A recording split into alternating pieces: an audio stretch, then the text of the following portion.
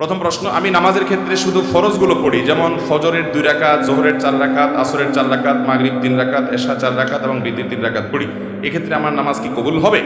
দেখুন, শুধু ফরজ পড়েন এই ভাই, সুন্নত পড়েন না, নামাজ হবে কিনা? উত্তর হলো, শুধু ফরজ পড়লে ওয়াক্তের দায়িত্বটা আদায় হবে। জোহরের ফরজটা পড়লেন, জোহরের ওয়াক্তের দায়িত্ব আদায় হলো, কিন্তু এটা পরিপূর্ণভাবে হলো না, ত্রুটি থেকে গেল।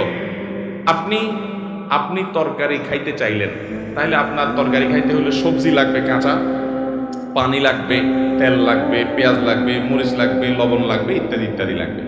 এখন আপনি পানির মধ্যে কাঁচা সবজি সিদ্ধ করে রান্না করে নিয়ে আসলেন, লবণ, তেল, হলুদ কিছুই দিলেন না, তাহলে এটাকেও সবজি বলা যায়, কিন্তু এই সবজি কেউ খাবে না, আপনিও খাবেন না, ঠিক না ঠিক? 5 ওয়াক্ত ফরজ নামাজ এটা পূর্ণতা পাওয়ার জন্য এর আগে পরে যে সুন্নত নামাজগুলো আছে সেগুলো হলো এরকম। এগুলো ছাড়া ওই নামাজটা হয়ে যাবে, ফরজ আদায় হয়ে যাবে, ওয়াক্তের ফরজ আদায় হয়ে যাবে আলহামদুলিল্লাহ, মগর আপনার নামাজটা পরিপূর্ণ হলো না। মনে রাখবেন, সুন্নত নামাজগুলো কেন, এই যে 5 ওয়াক্ত নামাজের ফজরের আগে 2 রাকাত সুন্নত আছে, জোহরের আগে 4 রাকাত, পরে 2 রাকাত আছে, মাগরিবের পরে 2 রাকাত আছে, এশার পরে 2 রাকাত আছে, এই যে সুন্নত নামাজগুলো আছে এগুলো কেন জানেন? এগুলোর অন্যতম উদ্দেশ্য হলো যাতে করে মূল নামাজটা আমাদের সুন্দরভাবে হয়, তার জন্য প্রস্তুতি। আগেরগুলো হলো প্রস্তুতিমূলক আর পরেরগুলো হলো পরিপূরক। সুন্নত আগেরগুলা প্রস্তুতিমূলক, পরেরগুলাকে বলতে পারেন পরিপূরক, আর সবগুলাকেই অন্য অর্থে পরিপূরক বলতে পারেন। পরিপূরক মানে কি?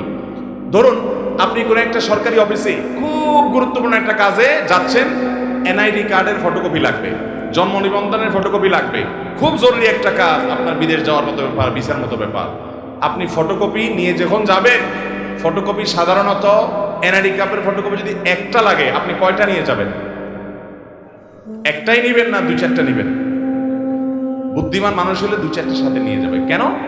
একটা যদি হারায় যায়, কোনো কারণে মিস হয়ে যায়, যাতে করে আমার কাজটা হয়ে যায়, হাতে রাখবে, এটা সে নিয়ে যাবে। ঠিক একইভাবে ভাইয়ের আমার, আপনি যখন 5 ওয়াক্ত নামাজের ফরজ নামাজ পড়বেন, কিয়ামতের ময়দানে যাবেন, আল্লাহ তাআলার কাছে দেখা গেল কোন একটা নামাজে ভেজাল ধরা পড়ছে, বাতিল হয়ে গেছে, তখন ওই সুন্নত বা নফল, অতিরিক্ত নফল নামাজ যে পড়বেন, এগুলো দিয়ে আল্লাহ তাআলা ফরজের ঘাটতি পূরণ করবেন। সেই সাথে আপনি আগে যখন সুন্নত পড়বেন, তখন মূল ফরজটা পড়তে আপনার সুবিধা হবে, মনোযোগ থাকবে। নবী করিম সাল্লাল্লাহু আলাইহি ওয়াসাল্লাম ফরজ নামাজের আগে পরে সুন্নত নামাজগুলো কখনো ছাড়তেন না, নিয়মিত পড়তেন। আপনি কিভাবে নিয়মিত ছাড়েন? একবার জোহরের আগে 4 রাকাত ছুটে গেছে, তিনি পড়তে পারেন নাই, মেহমান আসার কারণে, এগুলো পরে তিনি পড়ে দিয়েছেন, এরকম গুরুত্ব দিতেন। হ্যাঁ, আপনার কখনো কোনো কারণে এমন পরিবেশ হয়ে গেছে সুন্নত পড়ার কোনো সুযোগই পাইলেন না আপনি, অসুবিধা নাই, মাঝে মধ্যে হঠাৎ কালে বদলে বাদ গেছে, অসুবিধা নেই, কিন্তু নিয়মিত এরকম করলে সেটা আপনার মূল সালাতের যে প্রোফাইল আল্লাহর কাছে থাকবে, সে ফাইলটা কিছুটা হলেও ত্রুটিপূর্ণ থাকবে। এটা সুন্নত, সাধারণ সুন্নত, সুন্নতে মুআক্কাদা।